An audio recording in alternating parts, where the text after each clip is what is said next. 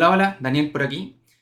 Hoy día vamos a ver cómo armar un proyecto en C++, ¿ya? En otras palabras, vamos a ver cómo tomar un montón de archivos fuente y transformar eso en un ejecutable o en una biblioteca, ¿ya? Y vamos a ver la teoría de cómo hacer eso.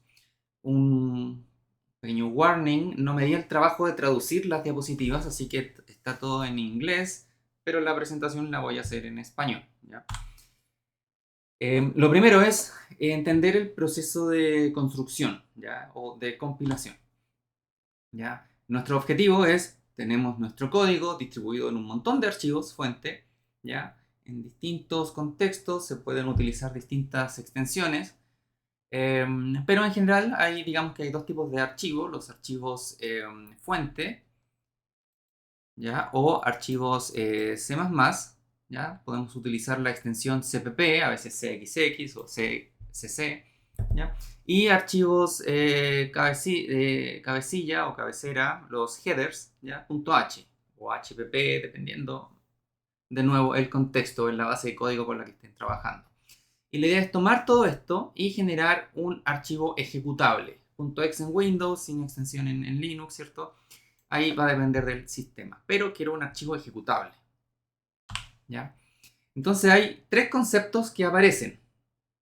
Compiladores, linkers y IDEs, ¿ya? IDEs. Ahora, ¿a qué corresponde cada una de estas cosas? ¿Ya? Entre el compilador y el linker van a transformar nuestro código fuente en un ejecutable, ¿ya? Para C++ hay muchos. Si estamos trabajando en Windows, Visual Studio es la opción más común, ¿ya? Ustedes pueden ir y descargar Visual Studio Community, es la versión básica y gratis, en realidad es súper buena. Y es de esperar porque si, digamos, si Microsoft quiere que desarrollemos programas para Windows, tiene que darnos las herramientas para hacer eso, ¿ya? Y esa herramienta es Visual Studio. También existen versiones, la Professional y la Enterprise, que tienen más características y están orientadas más a una empresa grande, ¿cierto? Em, Ahora, Visual Studio es más que solo un compilador y un linker, ¿ya? Es un IDE, o sea, un ambiente de desarrollo integrado. Tiene un poderoso editor de texto y nos permite debuguear, ¿cierto? Código fuente y a nivel de código de máquina, ¿ya? De ensamblador. Ahora, Visual Studio no es la única opción. Está Clang, está GCC, está un compilador de Intel, Borland, y hay varios otros, ¿ya? Pero Visual Studio, de nuevo, al menos en Windows, es la más común. Y para Linux, GCC, digamos que sería la más común. Entonces, ¿cómo entendemos nosotros el proceso de construcción de software? Vamos a partir con un programa C++ escrito en muchos archivos, ¿ya? De extensión cpp.c o si estamos en determinadas bases de código, ¿cierto? .c o .cxx, ¿ya? Estos archivos de código, archivos fuente, son conocidos como translation units, ¿ya? El compilador lo que va a hacer es tomar cada uno de estos archivos fuentes y los va a transformar en código de máquina. Eso, así de simple. Entonces, eso es todo, me dirán ustedes. ¿Y qué pasa con los archivos headers, ¿cierto? Estos archivos .h. Estos archivos permiten intercambiar información o compartir información entre distintas translation units, ¿ya? Y lo importante es entender que el compilador no ve los header files, ¿ya? Son invisibles, el compilador no los ve. Lo único que ve el compilador son las translation units. Entonces, ¿qué es lo que pasa? Existe un proceso, ¿cierto? Otro programa que se llama el preprocesador. El preprocesador lo que hace es revisar cada uno de estos archivos de código fuente y va a reemplazar las instrucciones de include por el contenido de ese archivo. Por ejemplo, si tengo un include manzana.h, entonces va a ir al archivo manzana.h, va a tomar todo lo que está dentro y lo va a insertar en mi código donde está ese include. De esta forma, lo que le envío al compilador es, digamos, la unión ¿cierto? De los headers con los archivos CPP, ¿ya? Pero el compilador recibe solo, digamos, un pack que tiene todo incluido. Y eso pasa a ser una translation unit. Ahora, el preprocesador también reemplaza las directivas de defines y los ifdef y otros tipos como las macros, ¿cierto? Y realiza todo ese trabajo antes de que el código se compile, ¿ya? Nos ordena un poco el proceso, ¿ya? Entonces, como programadores, lo que nosotros vemos es archivos fuentes y archivos headers o de cabecera, ¿cierto? Y el compilador lo que ve son translation units, que en el fondo es la mezcla de ambos, ¿ya? Hay que tener eso en la mente. Ahora, uno toma esta translation units y se va a compilar en lo que se llama un object file. En Windows se utiliza la extensión OBJ y en los sistemas operativos basados en Unix es .o, ¿ok? Que es importante decir de este código de máquina en los object files es que las direcciones de memoria aún no han sido definidas, ¿ya? Y al mismo tiempo no he resuelto, digamos, data externa. Data externa de esa translation unit, ¿cierto? Que esté en otro archivo, no tengo la conexión hecha, ¿ya? Entonces ese código todavía no se puede ejecutar, no está terminado, ¿ya? Sin embargo, ya está compilado. Ahora, yo puedo tomar un montón de estos object files, digamos desde cero a muchos, y ponerlos uno al lado del otro, ¿ya? En un archive o un contenedor. Paso a tener una colección de object files y esto es lo que se pasa a llamar una biblioteca, una library, ¿ya? Y en particular esto es una static library, ¿ya? Esto es solo por conveniencia, ya es más práctico si tengo 20 object files y quizás me conviene tener solo una biblioteca. En español entiendo la traducción correcta es biblioteca, pero a veces uno se equivoca y dice, mucha gente dice library o librería, ¿ya? Pero en fin, esto es, en Windows se utiliza la extensión .lib y en Linux .a, ¿ya? Y el paso final es tomar estas bibliotecas y estos object files, tomar esto y generar el ejecutable. Y ese trabajo final ya no es realizado por el compilador, sino que por lo que se llama el linker o enlazador, ¿cierto? Y la diferencia es que en esta oportunidad el ejecutable ahora sí contiene el código de máquina con las direcciones completamente, o sea, resueltas hasta cierto punto, hasta el punto tal que pueden ser cargadas en memoria por el sistema operativo, ¿ya? Ahora, el linker. La misión es calcular la dirección relativa final de todo el código de mapa, de máquina, como va a aparecer en la memoria cuando el programa se ejecute, ¿cierto? Y también tiene que asegurar que todas las funciones externas, las referencias a funciones externas, tienen que estar resueltas, ¿ya? Tienen que existir. Entonces, bueno, eh, ¿por qué el cálculo final de direcciones de memoria relativa?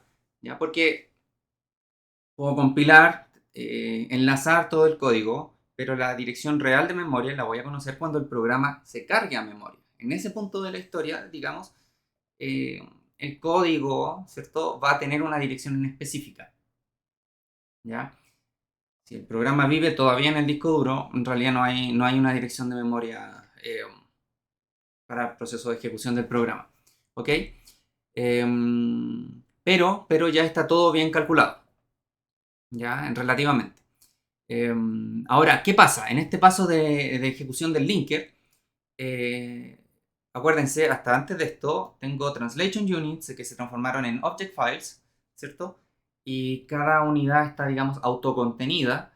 Por lo tanto, yo asumo que existe código que implementa ciertas funciones, ¿ya?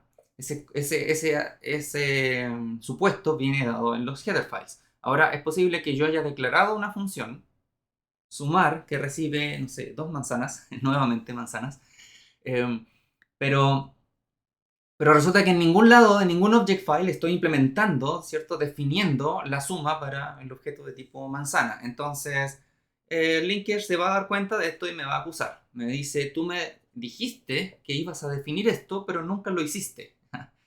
Entonces hay un problema, ¿ya? No puedo generar el ejecutable o la biblioteca que tú quieras, ¿ya? Ese es un caso. Y el otro es que efectivamente yo definí la función y simplemente no le especifiqué correctamente al linker donde esa función se encontraba definida, ¿ya? Siempre ahí está. Esos son los dos problemas típicos, ¿ya? Y eso. Ahora, existe un tercer tipo de elementos. Tenemos bibliotecas estáticas y tenemos ejecutables, ¿ya? Ahora, el linker y el compilador también podemos armar otro tipo de productos que son los llamados bibliotecas de enlace dinámico o Shared Library o Dynamic Link Library. En Windows se utiliza este nombre, DLL. Y esta es una biblioteca especial, porque es una especie de híbrido entre biblioteca estática y un ejecutable. ¿Por qué? Porque contiene código que viene desde distintos object files, ¿ya? Igual que del mismo modo, digamos, que una biblioteca estática, pero es distinta porque puede ser cargada en memoria independientemente por el sistema operativo, ¿ya? En cierto sentido, tiene una especie de main que tiene cierto código de inicialización y de apagado, ¿ya? Y en ese sentido se parece a un ejecutable, ¿ya? En Windows se utiliza la extensión de DLL y en Linux SO, ¿cierto? SO de Share Object. Ahora, un ejecutable puede tener referencias a una biblioteca de enlace dinámico, ¿cierto? Una DLL. Entonces, en este caso, lo que tenemos es un enlace un enlace parcial, ¿ya? Un enlace parcial a código de máquina. Y la gracia es que cuando ejecuto el ejecutable, ¿cierto? Se levanta a memoria, el sistema operativo necesita acceder a funciones que están en un DLL, por lo tanto el sistema operativo lo que hace es, necesito estas funciones y trata de levantar el DLL en memoria, ¿ya? ¿Y dónde va a buscar? Usualmente busca en la misma carpeta, ¿ya? Si es que está al lado del ejecutable, va a utilizar esa. Y si es que no está ahí, va al path del sistema, ¿ya? Y ahí busca que exista. Y ahora quizás no existe. Y el programa no va a funcionar o idealmente me va a arrojar algún mensaje de error, etc. Pero eso, levantar el ejecutable también me va a levantar las bibliotecas de enlace dinámico. Y si todo está en orden, debería funcionar. Entonces, esto, em, pros y contras, ¿cierto? Mi código fuente se distribuyó en más de un puro archivo. Entonces, si no tengo todos los archivos, mi ejecutable no va a funcionar como yo esperaba. Pero al mismo tiempo, em, si la DLL es código desarrollado por terceros, ¿ya? Por una empresa externa, digamos que, por ejemplo, implementó audio, todo un tema. Yo estoy implementando mi videojuego y la biblioteca de terceros se encarga de manejar el audio. Y yo no tengo nada que ver con eso y es más, no sé nada de audio, así que tampoco lo podría hacer. Entonces, eh, utilizo la versión 1 y de repente sacan la versión 2 que mantiene la misma interfaz, pero tiene menos bugs y aparte se ejecuta más rápido, ¿ya? Entonces yo podría tomar la DLL nueva y ponerla ahí y debería funcionar, ¿ya? Y no tuve que recompilar, esa es la gracia, no tuve que cambiar mi ejecutable, puedo usar la nueva DLL. Ahora, la DLL tiene que mantener em, la misma interfaz, ¿cierto? No es que todas las DLL sean compatibles, pero si se hace, digamos, ese trabajo, eso puede funcionar. Y la gracia es que no hay que recompilar el ejecutable, ¿ya? Entonces si estoy trabajando en un proyecto, puedo tener eh, varias DLL y el código fuente de máquina, digamos, está repartido en varias DLL y yo recompilo el ejecutable actual o las DLL que me interesan y no tengo que recompilar todo. Y eso se utiliza mucho en, por ejemplo, un programa grande como Unreal Engine, ¿ya? Tenemos varios archivos fuentes, ¿cierto? Que pueden ser archivos headers, archivos C++, archivos C. Y también puedo tener código que venga en bibliotecas estáticas, ¿cierto? O .lib. Y voy a armar un proyecto, voy a especificar, ¿cierto? Que lo que yo quiero construir como salida de todo esto van a ser algunos ejecutables, van a ser algunas bibliotecas estáticas y algunas bibliotecas dinámicas, ¿ya? Y teniendo eso, debería funcionar. Esto es lo que quiero hacer, ¿cierto? En teoría, esto es todo. Ahora, ¿cómo lo hacemos en la práctica? ¿Ya? Visual Studio tiene su compilador, ¿cierto? Y esto se hace aquí por línea de comandos. Abro la terminal y CMD, la Developer Command Prompt. Y la herramienta que nos presenta, nos da Microsoft es esta, que se llama CL. ¿Ya? La manera de dar argumentos en Windows es con ese slash. ¿Ya? Entonces acá la misma herramienta CL incluye preprocesador, compilador y linker. ¿Ya? Y cada uno de estos procesos tiene un montón de opciones. Entonces acá, en esta en esta línea, le estoy diciendo compila, pero no enlaces, con este argumento slash c. Estoy dando el código fuente foo.cpp. ¿Ya? Le estoy diciendo compila ese archivo con el estándar C++14. ¿Ya? Y le estoy diciendo el archivo de salida va a ser ese foo.obj, ¿ya? Un object file. Le estoy diciendo que me habilite todos los warnings que pueda generar mi código. Le estoy diciendo que apague todas las optimizaciones, optimization disable, y que me genere información de debug, ¿ya? Con ese ZI al final. Si quisiera compilar esto, o sea, realizar una operación equivalente con Clang, otro compilador, las mismas opciones se dan, pero de otra forma, ¿ya? Tengo que usar std stud, std igual c++14, foo.cpp, el archivo de entrada, dash o, ¿cierto? foo.o, el object file de salida, habilitar todos los warnings, o 0 sin optimizaciones, y -g para, digamos, incluir la información de debug, ¿ya? Ahora, eh, cada compilador, cada herramienta va a tener opciones de configuración y son muchas, ¿ya? Por ejemplo, en optimización yo puedo querer crear código pequeño, puedo querer generar código rápido, tan rápido como sea posible, puedo no querer ningún tipo de optimización, ¿ya? El preprocesador, ¿cierto? También con bastantes opciones. Y bueno, sobre todo el lenguaje. Necesitamos especificar, por supuesto, el estándar de C++ que queramos utilizar, ¿cierto? 14, 17, 20 u otros que van a seguir saliendo.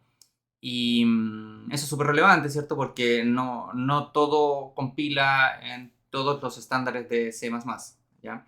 Y el tema es que hay muchas más opciones, ¿ya? Les dejé acá abajo el sitio web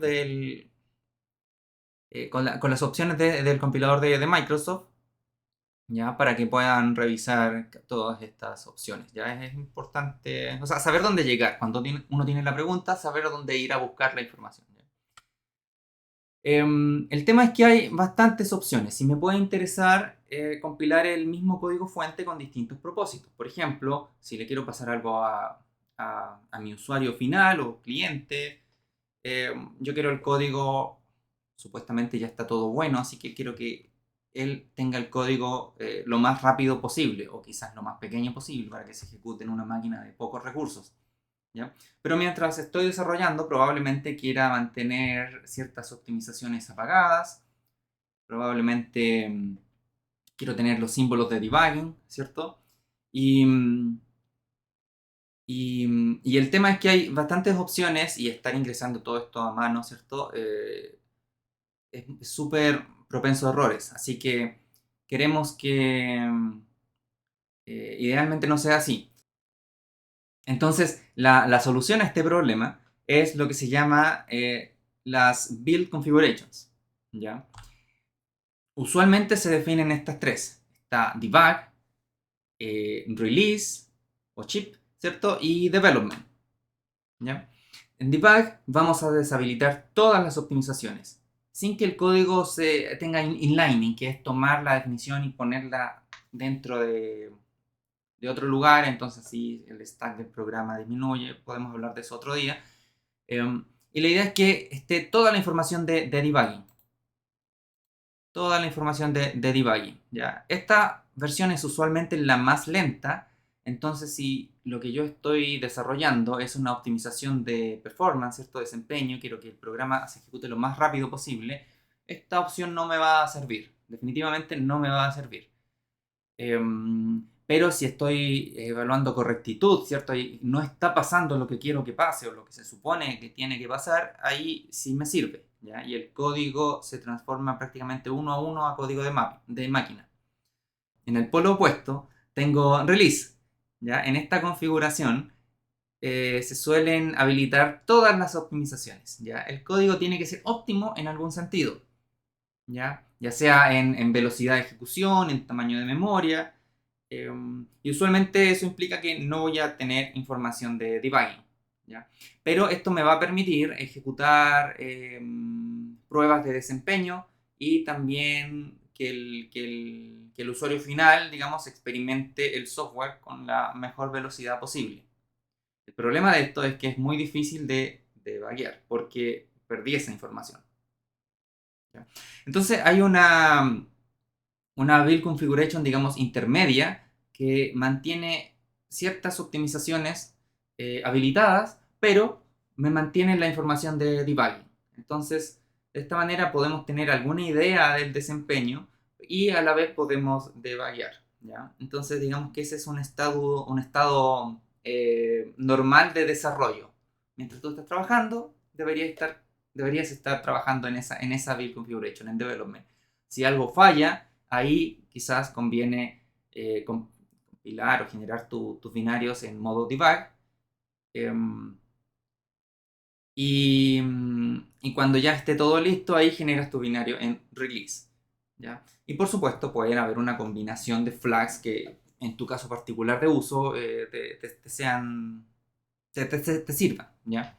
Ahora, también podría generar builds híbridos, donde tienes tu ejecutable, ¿ya? Y hay código, por ejemplo, de bibliotecas externas que esté en release y tu código ejecutable está en debug, ¿ya? O de la misma forma, quizás es tu propia base de código, pero tú estás trabajando en una parte bien modular, en un unit test bien específico, entonces tu código quizás lo compilas digamos, debug y el resto del código en release, ¿ya? Todo es posible, no significa que sea fácil de configurar, pero todo es posible, ¿ya? Un poco más en la práctica. Visual Studio, hemos mencionado bastante a Visual Studio. ¿Cómo funciona este software? Hay dos conceptos, proyectos y soluciones, ¿ya? Un proyecto es una colección de archivos fuente, headers o cpp o .h, ¿ya? Pero este conjunto de archivos fuente se va a compilar generando una biblioteca estática, un ejecutable o una biblioteca dinámica, ¿ya? Un DLL, ¿ya? Uno y solo uno de estos tres. Ese es un proyecto. En cambio, la solución es una colección de proyectos, ¿ya? Y pueden ser dependientes o independientes. Y como salida de la solución, ¿cierto? Voy a tener varias bibliotecas, varios ejecutables o varios DLL o una mezcla de todo lo anterior. Uno esperaría que si tengo una solución de Visual Studio, estos proyectos internos tengan algún tipo de dependencia entre sí. Por ejemplo, genera este ejecutable mezclando estas bibliotecas, genera esta biblioteca mezclando otras bibliotecas, ¿cierto? O generan muchos ejecutables a partir de esta única biblioteca. Entonces puedo generar, por ejemplo, pruebas unitarias eh, o distintos demos de la misma tecnología, ¿ya? En cuanto a los proyectos, se almacenan en archivos XML, ¿ya? un archivo de extensión .bcxprog. Si lo abren en un editor de texto, se van a dar cuenta que es bastante feo, ¿ya? Es un archivo que no está pensado en realidad para ser editado a mano, lo maneja Visual Studio por dentro, y el archivo, digamos, asociado a la solución es el de extensión .sln. ¿Ya? A ese archivo ustedes le hacen doble clic y se abre Visual Studio con todos los proyectos. Aquí hay una vista, entonces lo que tienen acá es el Solution Explorer. Y aquí dentro hay, bueno, varios proyectos. Uno es Arrowlib y Main, ¿ya? Una biblioteca y un ejecutable, ¿ya? Estos otros dos los genera CMake, pero ya hablaremos de eso más adelante. Ahora, si bien Visual Studio utiliza estos archivos XML, el ambiente completo pretende ser utilizado desde la interfaz de usuario, ¿ya? En Linux pues, se pueden utilizar estos makefiles. Entonces uno asocia o en un makefile establece que cierta instrucción va a ejecutar estos comandos, y eso me permite organizar el proceso de compilación de bibliotecas y ejecutables, ¿ya? Pero lo importante o lo que quiero resaltar acá es que distintos compiladores y linkers tienen distintas preferencias y que cada sistema es distinto, ¿ya? Y C++, en realidad es un estándar, es un documento, es una interfaz. eh, no se preocupa, no se preocupa de cómo funciona el compilador. Eh, no nos obliga a hacer las cosas de cierto modo, eso está fuera del estándar, ya no nos obliga. Y por lo tanto hay muchas formas de hacerlo, hay varios compiladores, ¿cierto? Hay mucho software que trabaja con esto y distintas empresas van a trabajar con distintas formas. Usualmente cuando se empezó a hacer algo de una forma y se continúa siguiendo así, no porque sea la mejor, simplemente porque hay un peso, digamos, legacy del sistema, ¿ya? Y pueden tener sistemas incluso propios para resolver estos problemas. Entonces, problema, vamos a tener que aprender distintas formas de trabajar, ¿cierto? Dependiendo del contexto. Y ese es un desafío porque en el fondo aprender C++ no es solo aprender el lenguaje y algoritmos, ¿cierto? Sino que tenemos que preocuparnos necesariamente de esta otra parte, ¿ya? Ahora hay intentos de facilitar la generación de, digamos, código multiplataforma. Algo que funcione, que yo lo configure una sola vez y ese código pueda ser utilizado, digamos, en Linux, en Mac, en Windows. Entonces, vamos a revisar algunos de ellos, ¿ya? Por mencionar, CMake, Sconce, Premake, Bazel, etcétera, etcétera. Y la gracia es, idealmente, especificar el proyecto solo una vez y estos sistemas van a generar el proceso de compilación según la plataforma que esté configurada, ¿ya? O en la que quieran trabajar, ¿ya? Y eso sería. Entonces, alguno de estos sistemas, quizás el más famoso o uno de los más usados es CMake. Y la gran ventaja de CMake es que tiene muchos features, muchas características, hay mucho por hacer. Otra es que se utiliza bastante, entonces aunque uno no quiera o no me guste, voy a tener que aprender a utilizarlo de todas formas porque voy a querer llegar a una base de código que está hecha sobre CMake, por lo tanto, para poder hacer algo con ella, algo hay que saber de CMake, ¿ya? Em,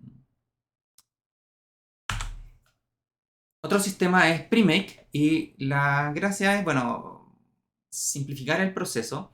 CMake funciona en base a, voy a volver, funciona en base a macros. En base a macros. Macros no es, digamos, definir macros no es, digamos, un lenguaje de programación apropiado. Entonces, CMake hace muchas cosas y, y empiezan a aparecer ciertos problemas. Entonces, una idea es, ok, realicemos este proceso de ordenar y de construir el software en otro lenguaje de programación. Entonces, Premake lo que hace es tomar Lua, un lenguaje de scripting, de programación tipo scripting.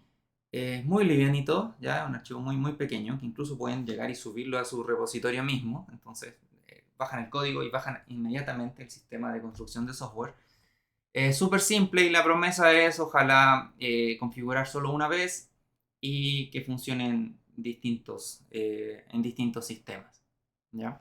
Ahora, son los sistemas que están soportados por Prime, que no lo soporta a todos, pero es bastante bueno. Scones toma el lenguaje de programación Python, ¿ya? Para analizar dependencias, para determinar posiciones absolutas de archivos y, y con eso logra construir, digamos, el software. Godot está implementado o se trabaja con Scones, así que es bien, bien interesante. Otro sistema es Meson. Meson es más nuevo, diría yo. Y uno de los objetivos es ser tan amistoso como sea posible. Y esta línea me gusta a mí porque dice que cuando un desarrollador gasta tiempo, ¿cierto? Escribiendo o debugueando el sistema de construcción, ¿cierto? La build definition, ya sea de CMake, de Premake, de lo que sea, es un segundo perdido, ¿ya? Entonces, este es el propósito. También es multiplataforma, soporta distintos lenguajes de programación, etcétera. ¿Ya? Y un último sistema de construcción de software que quería mencionar es Bazel. Bazel fue desarrollado por Google y el objetivo aquí es bueno, builds incrementales, de manera de solo ir compilando el código nuevo, ¿cierto? Y bueno, cada sistema de estos tiene sus pros y sus contras, ¿ya? Un último sistema, Ninja. Ninja sí, también es un sistema de construcción de software, pero intenta ser una especie de ensamblador. Por dentro es muy similar a un Makefile, pero este solo se refiere al proceso de compilación.